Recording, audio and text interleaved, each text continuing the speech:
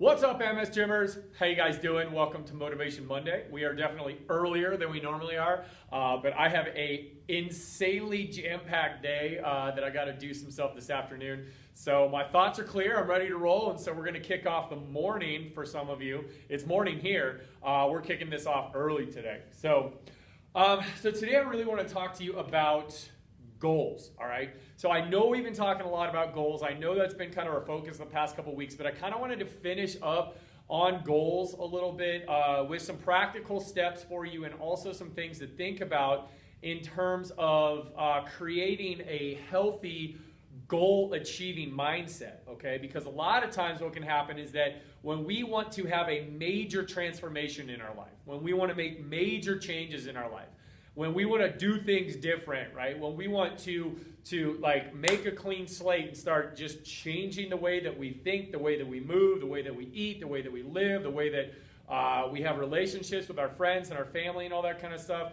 it can get overwhelming.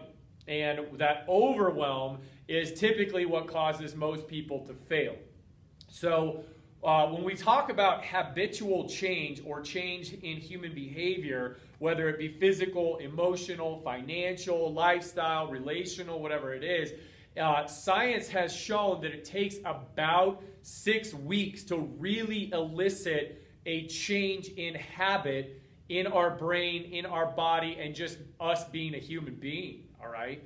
And why that is because it takes repetition and saturation of a specific behavior, thought pattern, exercise pattern, something along those lines in order to override the old patterns of doing things. Okay, and let's face it, a lot of times, just most people walking around out in this world when it comes down to movement and exercise is that the habit is not to exercise every day. The habit is not to think positively. The habit is not to believe that you can counteract MS because you've always been told something different. You've been thinking a certain way for a long amount of time, and you've either been moving wrong, just trying to make it through your life, or you really haven't been moving at all because you don't think that you can, because it's a threat to you to actually move because your brain doesn't know how to do it. So when we talk about threats, right, we've talked a lot about threat bucket, meaning that you have a certain bucket in your brain, right, an analogous, a metaphorical bucket in your brain that all your threats go in, right? So all of the threats in your life, stresses in your life, circumstances in your life, or good things in your life come into that bucket, and they're the neurologic input that goes into your brain, right? Whether it be sensory input, emotional input, physical input, occupational input, relational input, whatever it is, your experiences go into your brain, and then inside your brain, things get interpreted, and then there's a decision that's made inside your brain that says, here is how we are going to respond to that. And then that response is what's called a neurologic output. Okay? Now, if you have too many threats in your threat bucket, that neurologic output is typically something that is not favorable because your brain is trying to get you not to do more, okay? So if you have a ton of threats going in, your brain's like, I can't handle anymore. And so it's like, we need to slow this train down. We need to pump the brakes. This person that's driving this train ain't slowing down. So we're going to do it for you. So they create neurologic outputs like pain, dizziness, spasticity, weakness, loss of balance, fainting, low blood pressure, low blood sugar, autoimmunity. I could go on and on and on for all the protective neurologic outputs that your brain puts when there's too many threats in your life. So we've talked a lot about identifying those threats and then either eliminating them, reorganizing them, changing your lens or your perspective on how you think about them, or managing them differently. But here's the part I haven't really talked about is that a lot of times when you start identifying all the threats in your life, that becomes massively overwhelming because you're like, oh my gosh, good golly, Miss Molly, I have all these threats in my life, and how am I going to fix all these? If I'm going to heal, I have to get rid of all these, or I got to fix all these, or I've got to go live in the Mojave Desert and just do this in a tent, like whatever. I need to run away, I need to escape. And so when you start identifying threats and you realize that there's a lot of stuff around you that's probably contributing to your MS, the tendency is either to go pardon my mouth when I say this, either to go balls to the wall 100% and just, this is all I'm doing, and just leave everything in your life and get completely obsessed, or it is to shut down on the other end of the spectrum and be like, oh my gosh, like, I have to get rid of all of this before I start to heal. Like, I don't even know where to start. Okay? That's more common than the crazy person who's like, I'm just out of here, and I'll see you guys in a while. I'm out of here. I'm going to go hang out and heal somewhere else, some other country. I'm not even telling you where I'm going. So here's the deal, you guys, is that any type of life transformation requires time, and it requires a process. And you've heard me speak about the process of brick by brick, small victory to small victory, one step at a time, program by program, like neurologic pattern by neurologic pattern, like all this kind of stuff, right? So the culture of the MS Gym is all or something. The culture of the MS Gym is progressive threat reduction. The culture of the MS Gym is just get started. We'll meet you where you're at, and we'll develop it along the way. The culture of the MS Gym is not, you must do everything perfectly, and if you mess up one little tiny bit, then why are you even here? Like, you're a waste of my time. No. Like, I want the imperfect athlete. I want the athlete that knows that they have a lot of stuff they need to work on. I want the athlete that realizes that this is going to take time. I do not want the instant quick fix athlete. That ain't going to happen. That's not how I coach. This is a progressive, this is a long-term, this is a marathon, not a sprint mentality that we have in here, and the same mentality that you need to have if you're going to elicit good habitual changes in your life that are attainable but are also permanent, okay? You can change your life. You can go on a crash diet. You can start working out for 2 months. You can lose 55 pounds, 155 pounds like on The Biggest Loser, but then guess what? If you haven't actually learned how to live that way in your real life and integrate that into your real life, you will fall back into your old patterns, your old unhealthy patterns, faster than you can say faster. And so that's why a majority of people who go on crash diets, elimination diets, or a completely extreme workout plan or lifestyle plan or smoking cessation or whatever fail, because like that's just not sustainable. The brain, like I said, there's a specific way that it has to learn new habits in order to allow it to feel comfortable with those new habits.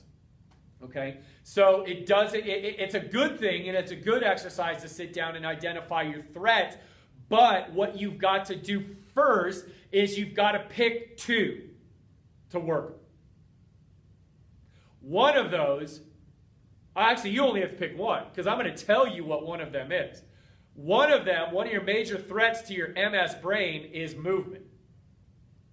Your brain, because it's been so jacked up by MS, and there's so many roads out, there's so much mass confusion neurologically, neuromuscularly, kinetically, joint receptor-wise, processing in your brain and all that. Movement is confusing and new and scary to your brain when you first start it. It's like, dude, I don't want to move. Like, I'm so afraid that I'm going to fall on my face and die because my number one job on this planet is to keep you alive, that sitting in a wheelie walker 8 hours a day is way more safe than trying to even think about doing sitting strong for 30 minutes today. Like, that's way better to me, right? So movement is a threat to your brain, but movement is the number 2 job in your brain right under survival, and proprioception is number 3, which is a movement-based awareness or connection from your brain to the rest of your body, saying, is this safe, is this not, is this good movement, is I not? So you only have 2 things to focus on right now. Movement is one of them. The MS Gym provides that. Every single exercise in the MS Gym is MS-based. Every single coaching I do with you guys is MS specific. Every single person in the MOC, every single moderator, every single person on your leadership team, every single one of us is geared towards helping you live a better MS life through movement, mindset, education, and community. So that's taken care of for you. The number one thing you have to do is show up every day in the MS Gym, press play, and just do it. Get into the membership corner, talk to some people, get filled, and that's all you got to do, like 15 minutes a day. That's it. So if you work out for 30 and then you're in the MOC for 15, there's your 45 minutes for the day. You're good to go. You worked on mindset. You worked on movement. you're solid. So that's number one. Okay? The second goal, I would say, should be the main thing in your life outside of exercise that prevents you from exercising. Okay? That might be your schedule. That might be your job. That might be your food because you're poorly fueled and your energy sucks because you're not eating well. That may be your spouse and having a conversation with them and saying, this is this important to me. I need you to support me and understand this and stop demanding that dinner be on the table at 6 because that's the only time I have to work out. So deal with it, dude. It may be your kids stealing time from you, asking you, mommy, mommy, mommy, and you like, look, I need help. Asking a family member to watch your kids for an hour so you can work out, whatever it is. So I would say movement should be one of your goals, moving every single day, and then identifying what is the major thing in your life right now that is preventing you from moving, preventing you from exercising on a daily, consistent basis. That's where I would start. If you were sitting in my facility, those would be my 2 things I'd have you focus on for the next 6 weeks. There might be, that's it. I mean, that's basically my answer to you. But that's easier said than done, okay? So when you set a goal, so we know we can talk about movement and we can talk about threat number 2, right? So when we set goals to work on how to get those threats, that movement increased, right? So we want to decrease the threat of exercise and we want to decrease the threat of the thing preventing us from exercising or moving. So we've got to ask some specific questions. It's not enough just to say, well, I want change, so I'm just going to go do it. There's a lot of things that you should just consider. It's not that have to be in place, it's just to consider before those things happen. So I like to, when I've been training trainers in the past or my staff or whatever else, there's a way of setting goals that's called the SMART template, right? So SMART stands for specific, measurable, attainable, realistic, and timely. And I just want to break those down quickly, but I really want to spend some time on specificity. Okay? So when we look at specificity, what that means is, I got some notes over here, is that your goal should be as specific as possible and answer the questions of who is involved, what do you want to accomplish, where will it be done, when will I do it, why am I doing this, and which obstacles will stop me. And I'll circle back around to that, okay? So measurable is how will you measure this goal, right? So if your goal is to exercise every day, you need to get a calendar. And you just need to check off when you exercise. Or you need to get a journal. And that Karen Stenhouse is working on, right? And she'll have that done when she gets it done. But you have a journal. And you write down that you worked out today. And you write down what you did and how you felt, right? So it's measurable. You're going to see that over the next 6 weeks, all those check boxes on a calendar, and you're going to be like, dude, I did it. That's awesome. The A is attainable, all right? So your goals should challenge you, but it's important that they don't overwhelm you, okay? So when we talk about exercise, I'll get into that, but you need to focus on dosage. Not how hard it is or easy it is, dosage. I don't care what your physician or your trainer says, whether it's too hard or too easy. I don't give a rip. It's based on you and what you can do.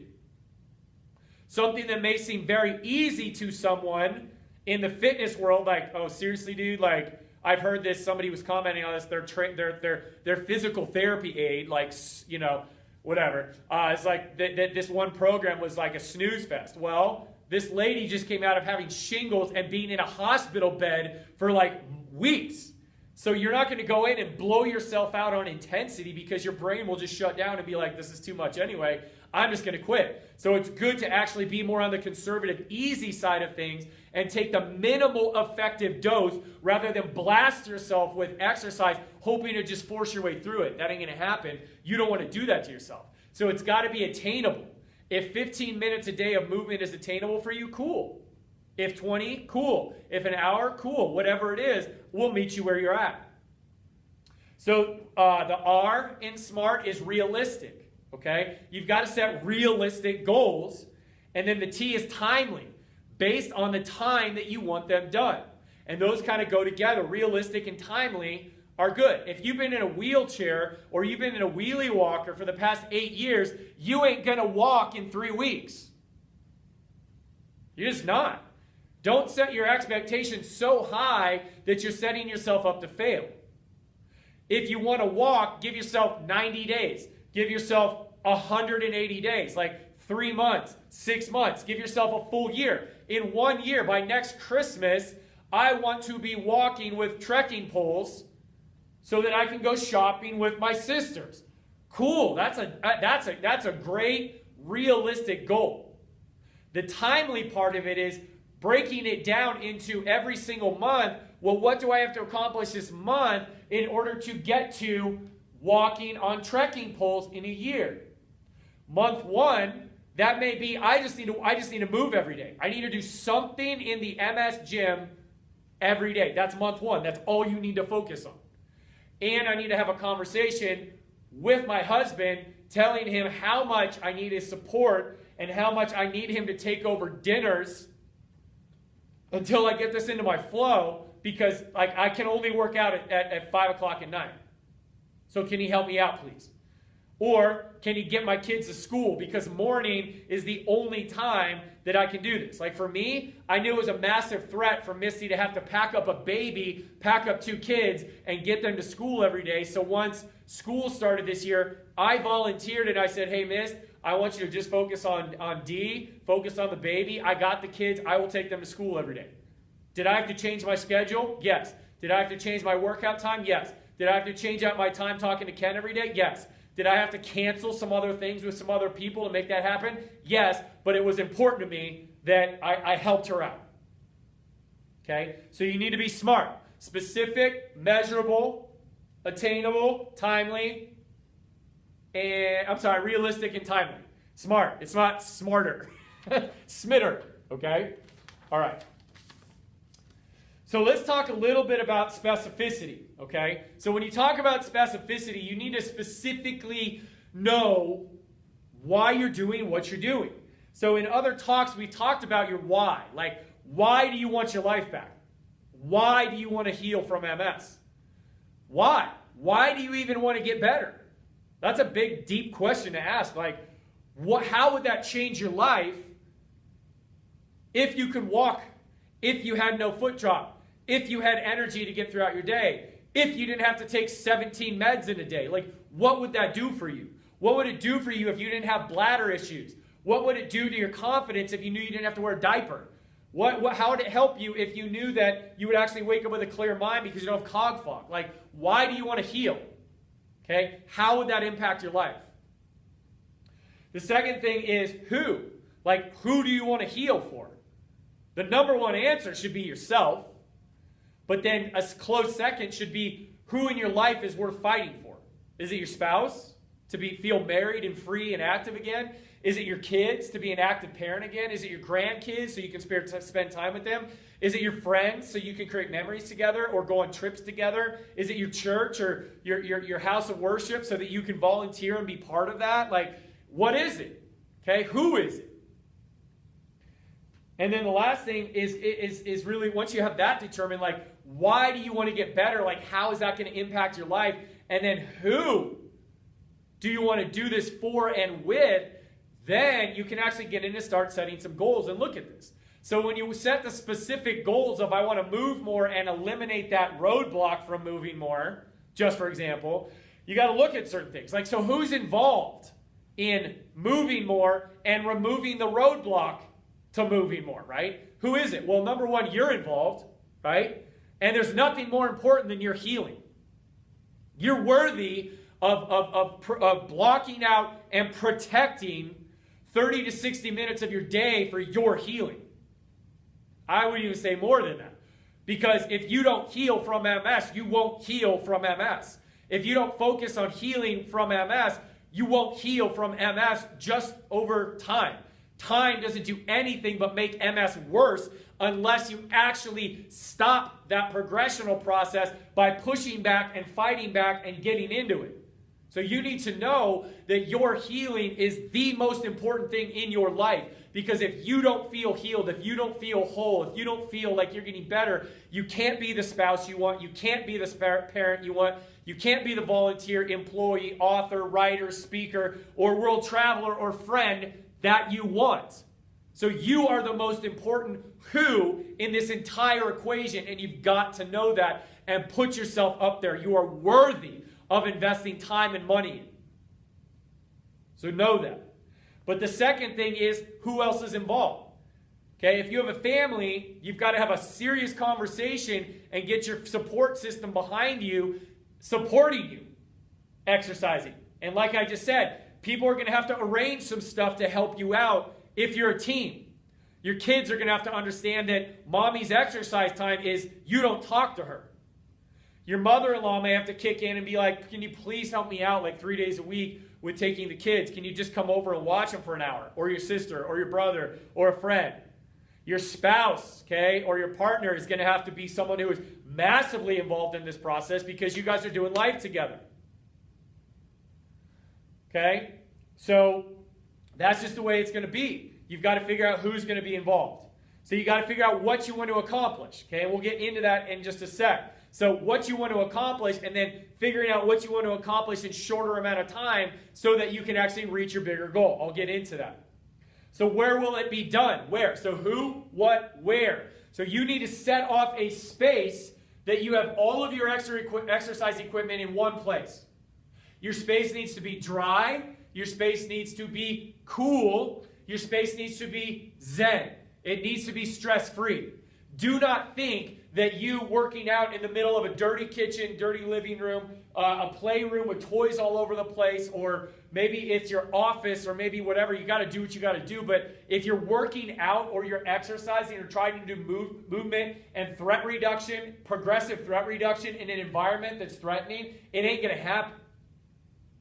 You need to get in a place where you feel safe, you feel happy, you feel comfortable, you feel fulfilled, you feel relaxed, you feel chill. Because if you're not chill while you're moving, it's going to add to the difficulty of you moving. So you need to find your space. Where will that be done? When will I do it? You need to schedule it in.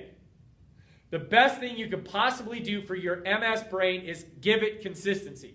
So if you know that every day at 9:15, from 9:15 to 10:15, that is your workout time, you ruthlessly guard that time.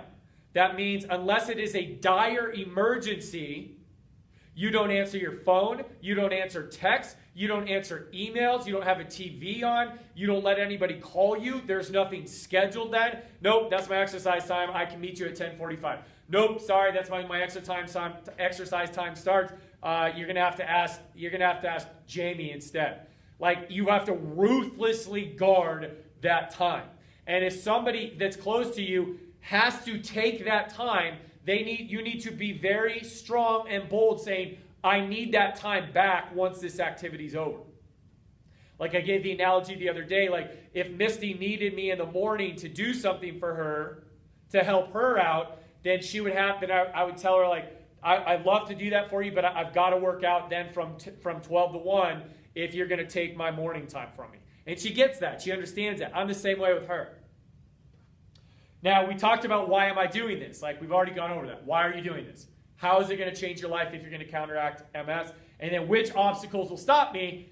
That is your threat number 2.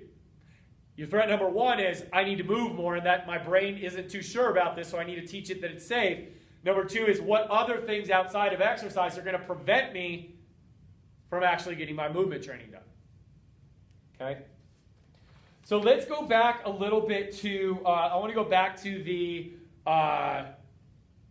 what, okay? So what do I want to accomplish, okay? So I talked about earlier about I have the big goal of, by next Christmas, being able to walk on walking poles and go shopping with my sisters for their 8-hour shopping marathon, which I haven't been able to do in 5 years, and it makes me really sad because it was a great bonding experience. We always got to go out to a fancy lunch and have some wine and connect with each other and share with each other, and I feel really disconnected from my sisters. that I can't do that anymore. I used to look forward to it. Now both of them get to go and I get left out. And then they show me, they're really cute. They show me what they bought and we're on FaceTime and all that. But it just depresses me even more that I don't get that time with my sisters because it's such a memory builder thing for me. See what I did there? There was a ton of whys in there. I want to walk on walking poles by next Christmas. That's the main goal. Why? Because that'll allow me to go shopping with my sisters. Why is that important to you? Because that's some really quality bonding time for my sisters and I to make memories with each other. Why is that important to you? Because if I don't have those memories of my sister, I feel disconnected and like I'm not part of the family. And that makes me feel worse about my MS, which adds to my threat bucket and depresses me all Christmas. So not only would walking with trekking poles over the next 12 months allow me to bond with my sisters, but it would decrease my depression during the holidays and allow me to move better to enjoy the holidays more. See how I broke that down? That's how you need to start thinking. Why? What do I want to accomplish and why do I want that to happen? And how will that improve my life if I make that goal happen? That's your driver. So when we go down to what to accomplish and we talk about breaking it down, you've got to realize that you've got to set some goals. And those goals have got to be broken down in little tiny progressional pieces that build upon each other to get you to that 12-month goal. If you have a different goal that you want to work on every month, that's fine. Every quarter, that's fine. Every 2 months, that's fine. Whatever it is, you just need to determine how your brain works and what will help you. Because here's the thing, you guys, like a goal without action is just a dream, okay? So a goal applied with strategic thought out efforts will change your life, okay? So what I want you to do is I want you to think about your big goal and then break it down, like month one. So right now, today is the 14th of January. What am I going to do by February 14th? So from now until Valentine's Day, besides getting your wife a card, I love you, miss, what? I have a month, right? So what? That's one of my goals. That's an easy one. So what do I want to do over the next month? If you haven't been consistently working out, you need to work out daily. So then you go back to your specificity and say, well, what is that going to take? I need to get the right, I need to sign up for the MS gym or get into the free group or get my free guide, join the membership, whatever it is. I need to get the right equipment. I need to get the right clothing. Okay, it doesn't have to be anything fancy, just something you can move in. I need to get a fan for my workout. I need to determine my workout space. Where's that going to be? I need to get all that crap out of the way that gives me stress. I need to get a fan in there. Maybe I need to get some shades. Maybe I need to put some nice music in there. I need to find a place to put my computer or my iPad and prop it up so I can see Trevor and still move and all this kind of stuff. So that I need to find my space. I also need to determine my time. What time of day am I going to work out? Figure it out. Okay? And then I need to have a conversation with the people in my life that I need to support me and understand why I'm doing what I'm doing. Those are your goals. So in order for you to work out consistently every day for the next month, you need to get your wardrobe, you need to get your equipment, you need to get your room set up, you need to pick a time, and then you need to have a conversation with your support team. There you go. I just set your month one goal for you. Okay?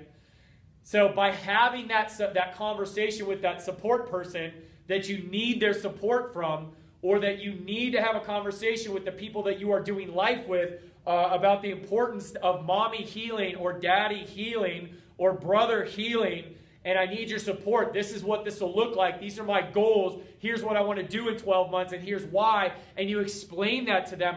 Then you're knocking out goal number 2 already. Goal number 2 is remove the roadblock from what is going to prevent you from moving. And by having that conversation with those people around you and setting those expectations and letting them in on your dream and blocking out any negative feedback that you may get, this is what I'm doing. I need you guys to support. If mommy's not healed, we don't function. And be bold on that and don't worry about their feedback. reject the resistance if there's any. Hopefully they'll support you. But by doing that, you've already kind of moved toward that second goal, which is eliminating that first roadblock to you moving. Okay? So you take that big goal, you take the intrinsic value and you figure out your why and your what and your how behind it, how would it change you. Then you go into the what do I need to do to make this happen? And you get into the practical stuff of making it happen. And then you get into the second goal, the emotional side of, yeah, I need to believe in myself first, but I also need you guys to support me as well. That's a very important step. So by knowing specifically what you want, then the rest of the SMART acronym comes into play. Because once you know how this is going to happen and what you want, then you can set up your calendar and get a planner and start getting ready to mark that off. Then you know that this goal is attainable, and maybe you plan out the next 12 months of goals and what that means. And if you don't know how to break down how to get from a wheelie walker to walking with trekking poles, guess who knows? Bing, bing, bing. Your coaches, your moderators, your leadership team. We've done it. Your MOC, your fellow members. We've done it. Ask the questions. In the members corner, that's the value of the membership. You can go into the members corner. You don't have to wait for me to get to you and just ask them like, hey guys, I have this awesome goal. Here's what I want to do. Coach T said to set a goal. I want to walk in 12 months with my sisters for Christmas. I've set that my month one goal. What's going to be my next goal? What program should I start with? What's my first movement prescription? Well, you should start with BGB Bootcamp if you've just gotten the membership, or start with BGB anything in the free group, or start with your free guides in the free group and start with that. I can tell you that right now. But then how do I set up the rest of my year? How do I set new goals? Well, that's what you use your community for. That's what you use your coaches for. That's probably a second roadblock to you not moving. I don't know what to do. Well, I do, and I will help you. And we're set up in a way that will help you. That's the benefit of the MS Gym. That's the benefit of the membership, is you have access to people who have gone through what you've gone through, who have worked with me personally, one-on-one, through masterminds and virtuals and moderators and all that. Like my moderators, I talk to a lot, especially Karen and Jody and Pam. They know their stuff. Claire knows her stuff. Tim knows his stuff. Tracy, Alexa know their stuff. Rebecca Todd knows her stuff. Like, any of those people are awesome. Deborah Wigner knows her stuff. Okay? Kathy knows her stuff. I could go on and on. John Dunham, Scotty Rosencrantz. Like, they're in there, so use them. Okay? That's how you set your goals. So I want you to be able to set your goal. I want you to be smarter at setting goals and not work as hard on setting goals. So when you work on being smarter, you don't have to work as hard on working harder. All right?